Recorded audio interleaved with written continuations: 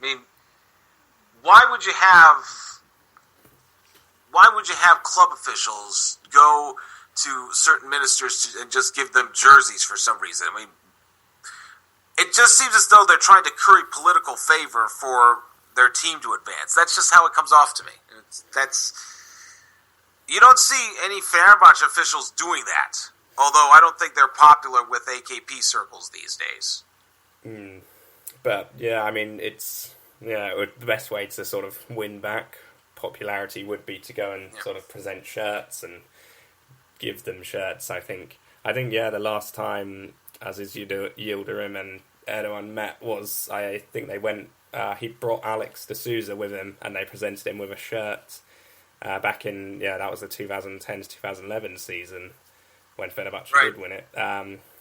But yeah, I mean, and another thing is, like, you see these sort of, obviously, we don't know how much AKP might be involved in football, but there's sort of a lot of things, teams that have, some particular teams have risen and particular teams have sort of got relegated due to, and you kind of see their way that their kind of province sort of votes and as to how well they do. For example, sort of like Karşıyaka got relegated this season. Obviously, I mean, I wasn't watching that closely, but that Altay of Izmir also do badly, and then Konyaspor have just had an amazing season, and we all know sort of how loyal they are to the AKP. So it just seems a bit odd that, and I sort of wish Turkish football wasn't this way, because it's if you do think like this, whether it is or not affected, if you do feel the government or some other power might be controlling, it does put you off watching. You sort of think, what's the point? So it's really, I mean, I think they need to realise this and sort of get out if they are involved. Yeah, or at least have an investigation as to maybe perhaps how deep FETÖ's tentacles are within the Turkish Football Federation. But, I mean, if you want a quick prediction, I mean, you need to call me back like maybe before the second half of the season during the winter break. But it seems as though like Fenerbahce is probably going to be the same broken record. They'll be in contention, but they'll always finish runner-up. It's just a matter of if it's Beşiktaş or Galatasaray. So. Yeah. I mean, before the transfer window, I probably wouldn't have counted Galatasaray as title hopefuls. Obviously, they have had quite a good transfer window. Maybe not as good as, say, Beşiktaş and, well, Fenerbahce. I'm not sure how well they've done. Time will sort of tell.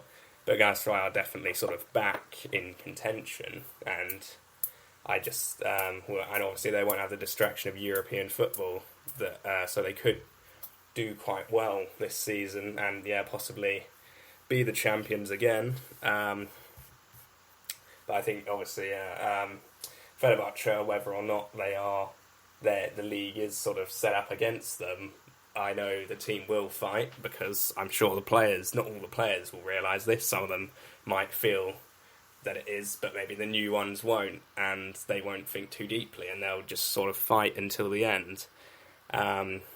So obviously, if the team plays well enough, no refereeing decisions and suspensions will be able to stop them, but a team's got to be really good, and sometimes that's how, maybe, if you're going on this theory that since 2011 there's always been a sort of external influence on the league, Ersun Yanal's team of 2013 to 2014 was maybe just too good, and it was untouchable. So even if stuff went against us, the team would win the game anyway, because they were just good enough to do it.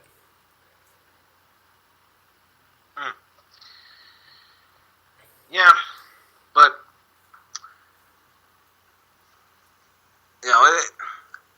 I really don't have anything else really left to say. I mean, yeah, the team will be fine. I think maybe they'll switch up to a 4-4-2, and the way it is, you'll have the players to pull off that formation, which isn't bad. I mean, like those sorts of tactics seem to work in Turkey for some reason. Does it ever come to you that, like, when it comes to, like, tactics or it just on-field of play, like, Turkey is, like, 10 years behind Western Europe or something like that. That's just how it comes off. But we can only hope that Fenerbahce does well enough, but something tells me, like, they're not going to be champions again. Yeah, I mean, obviously, we currently have Dick Advocat as a coach, but last year we had Vitor Pereira, who obviously he's spent a lot of his time in sort of Western Europe, and in that he's a good manager. Really, we didn't obviously the fans didn't like him here, but I did read an article last season, and they said that if the big three were put in the Premier League, they'd be battling relegation because the team just has no direction. They're not really playing with a particular tactics. They just sort of go out the pitch and do whatever to score, like a bit as if they're not being led by anyone. So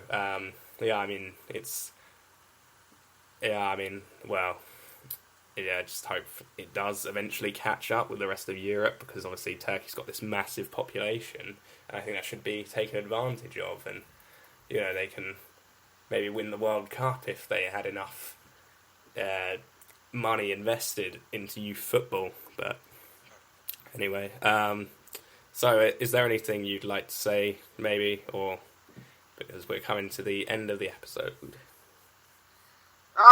Not really. I mean, it's just, you can follow me on Twitter at @Utta_Dizdar, so you can follow me there on Twitter. But it's really, I mean, I've been watching this league for a good few years, and I know some people will have other examples of certain things that they think are fixes before maybe 2011 or after 2011, but I don't think this is going to improve. I don't think Turkish football is going to improve any time soon. And, well, if the TFF is dead serious about cleaning up their game, they launch, like, internal investigation, and, well, I don't think they're going to do that. But I guess the next few months should be pretty interesting. Yeah, I agree. I mean, well, anyway, so I guess it's the end of the episode. Thank you for coming on the podcast, and we hope to have you back soon. Sure, thank you.